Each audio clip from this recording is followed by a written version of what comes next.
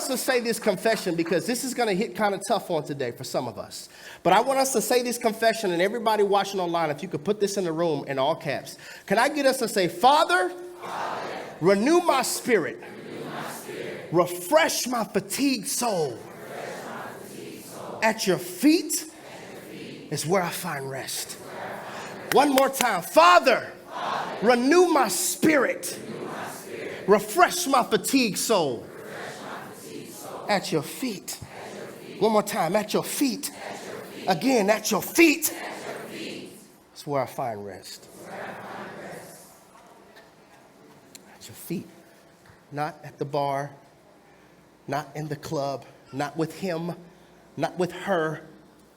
At your feet is where my soul finds rest.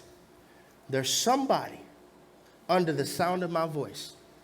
The sacred sanctuary, overflows, or watching online. You're tired.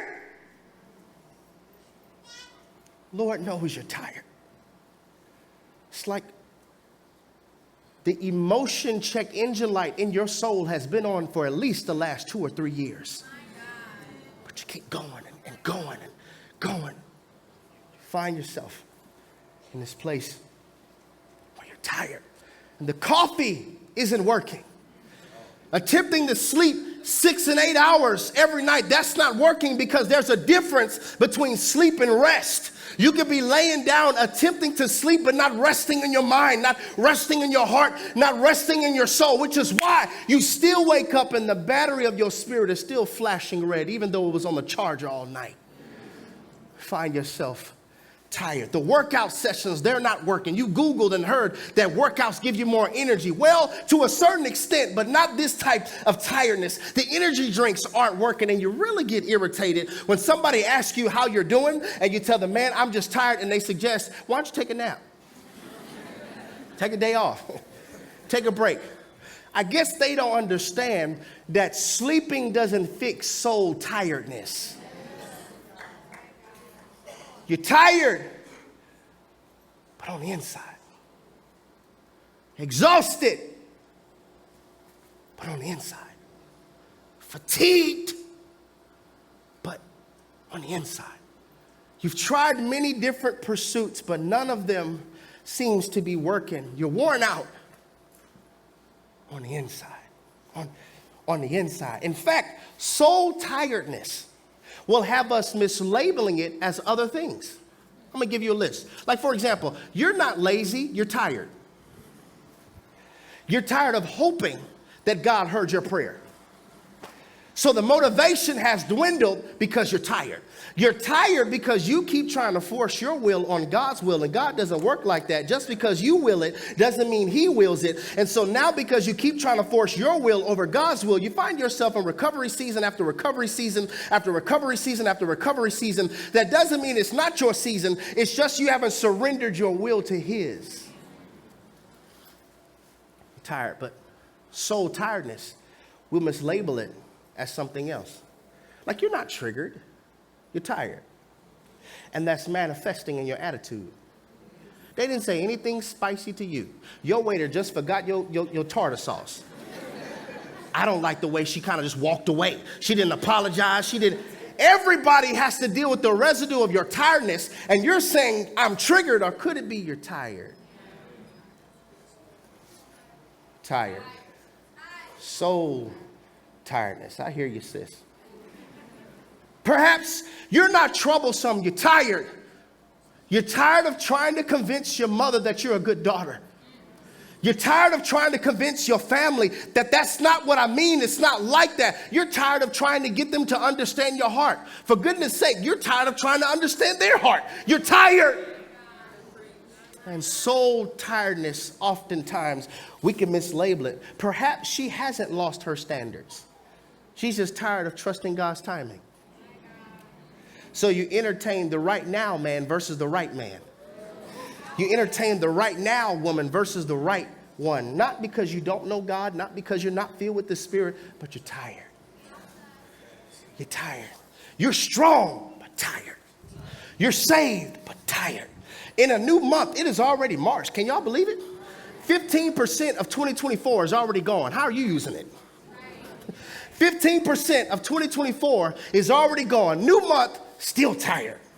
New year, but you're just as tired in 2024 as you were in 2023, because just because the calendar number changes doesn't mean your tiredness changes if you haven't learned to go to Jesus and lay at his feet. I have to teach today, church family, tiredness. And Jesus says, all of you who are like that, I want to help us. I have an acronym for tired that I want us to remember. Jesus says, all of you who are troubled, come to me. All of you who are irritated constantly, you come to me. All of you who are ready to give up. All of you who are exhausted. All of you who are depressed, come to me. My yoke is easy and my burden is light.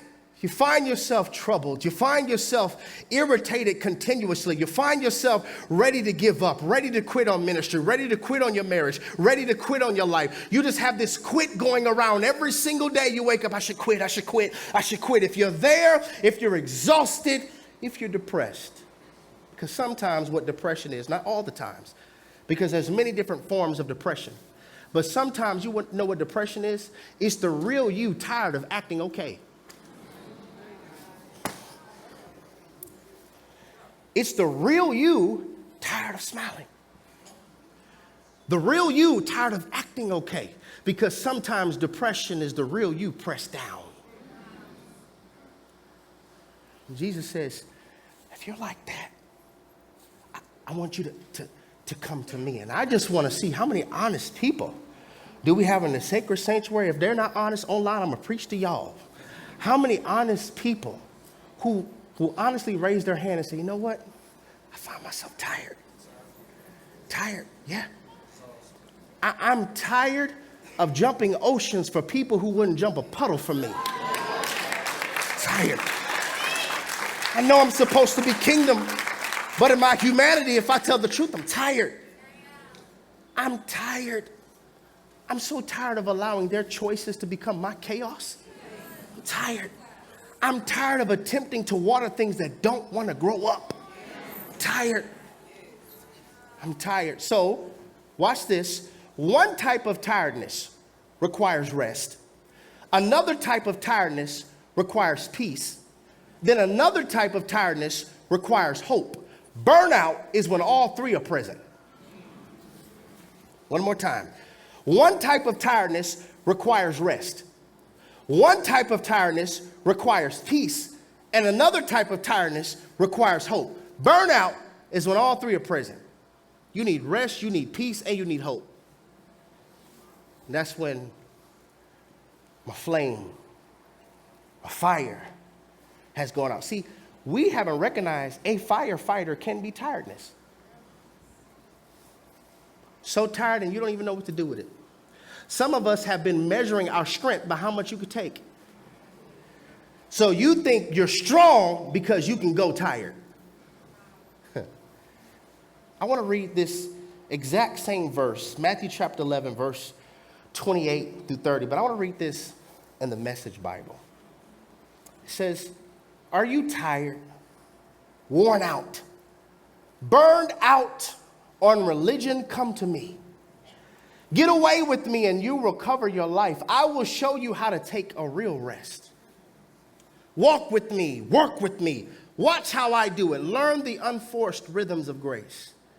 I won't lay anything heavy or ill-fitting on you. Keep company with me and you'll learn how to live freely, watch this, and lightly. So what Jesus is promising us here in the Gospel of Matthew chapter 11, he is promising rest. He's saying, all of you who are tired, exhausted mentally, physically, emotionally, spiritually, even relationally. Because if you want to be honest, you'd be like, okay, God, I love you and you're Lord on high, but can I at least have the tracking for what I prayed for? Is that too real? Like, can I at least have the tracking number for what I prayed for? And if it got lost, just say that. as though God could lose or misplace what he has for you. But just in our humanity, we're like, God, don't you see what I'm going through? Don't you see what I'm facing? Don't you see how I'm struggling trying to be a single parent? Don't you see how my marriage is on life support? Don't you see how my faith is dwindling? God, can I at least have tracking? Don't you see what I'm going through? All of you who are like that. All of you who were ever pandemic exhausted. You just transitioned, but you never really stopped and recognized, how did that affect my soul? All of us who are pandemic exhausted. All of us who are exhausted to the point of stress. You're exhausted with fake smiling. You're exhausted with trying to act okay. Or you're so exhausted where you got more questions than you have answers. If you're there, Jesus says, come to me. Like, it's almost as if Jesus is suggesting that there is a rest, there is a fulfillment, talk Holy Spirit, there is a clarity that you can only find in me. It can only be found in me. And you've been trying to find it other places, but you find yourself still exhausted. Everyone who is tired of living their life on E, come to me. All of us who are tired of living in a fog, Jesus is saying, come to me because I traffic in clearing haze. I know how to make it clear. I know how to give you discernment. I know how to give you direction. You're not going to find it in them. In fact, that just made you more tired. I need you to be intentional. Somebody say intentional. That's what God is saying. 2024, I need you to be intentional. Matter of fact, the rest of your life, be intentional with your spiritual growth. And be intentional with your spiritual development. Because hear me, when you are intentional with your spiritual growth, that is never an expense. It's always an investment. And you can never invest in your walk with Christ too much. Some of us, I'm going to just keep it a buck with you. Every single time we have community, you should be there. Every single time the church doors open, you should be there. That's what I need right now. Because I'm tired. Some stuff I don't get through teaching, I get through touch, and I need to constantly be edified. Because one of the best things that you could do, and the best thing that I could do, is to give our assignment a healthy version of me, versus giving my assignment an on fumes version of me. I love you and I love God too much to ever preach on E. And if somebody gets mad that I sit down, that's your problem. But I refuse to serve on fumes. See, we have to get this. I must be spiritually nourished if I expect to externally flourish and enjoy it. We got this thing so backwards. We rather externally flourish.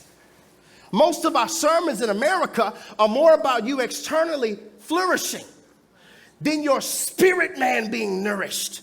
Sometimes that means you're going to get convicted. Sometimes that means you may not like what I preach, but you should value spiritual nourishment more than external flourishing.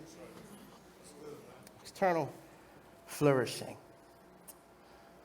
Maybe this is why you can't sleep. Because the Holy Spirit is saying, how long are you going to ignore this? Let me help somebody. That's not insomnia. That's an invitation. Pray. That's right. Come to my feet. All day long, you gave everybody energy. You gave Netflix my attention.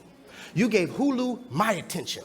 We rewatched that show, and you've already seen it 3 times. I'm like, girl, I love this movie. I need that attention now. How about rewatch this verse? How about replay this book? That's my time.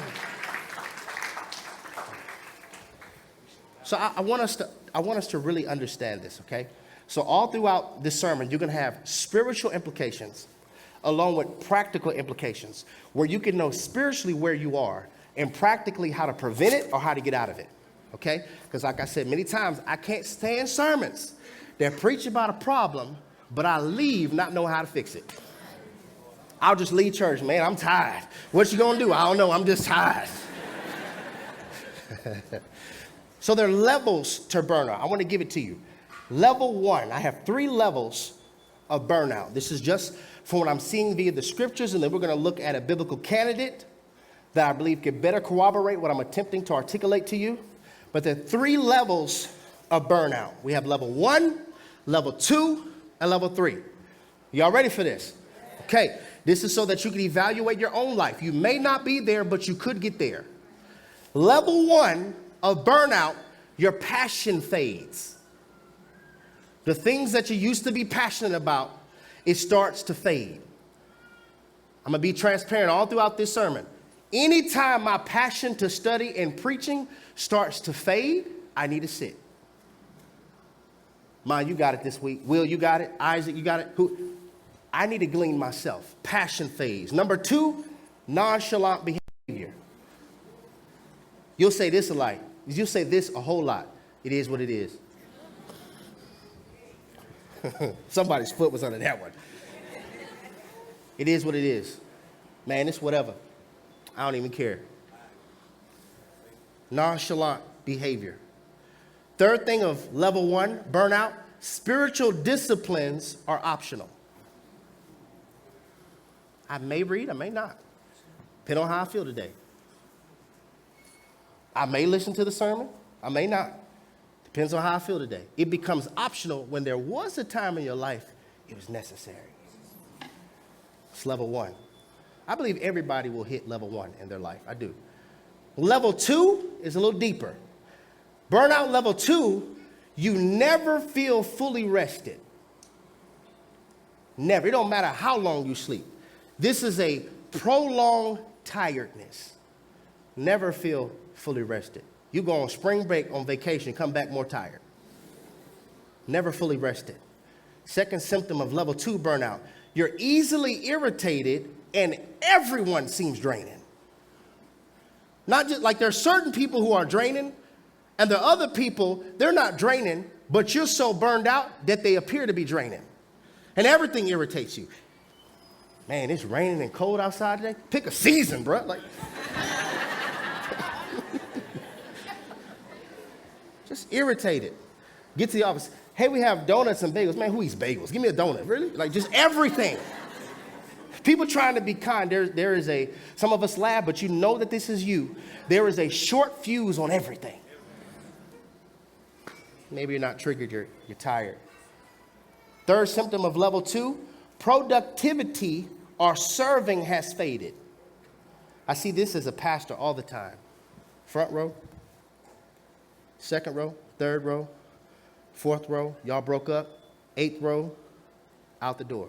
You know when you come back? Resurrection, when the visual performing arts, you'll be back then. You'll come, then you'll be back around the fall. Then you'll come on New Year's. All right, 2025 though, that's my year. Fades. Scripture tells us to examine ourselves. This is for you to examine and see where you're at. Level 3 is the most severe of burnout. Main symptom number 1 is wanting out.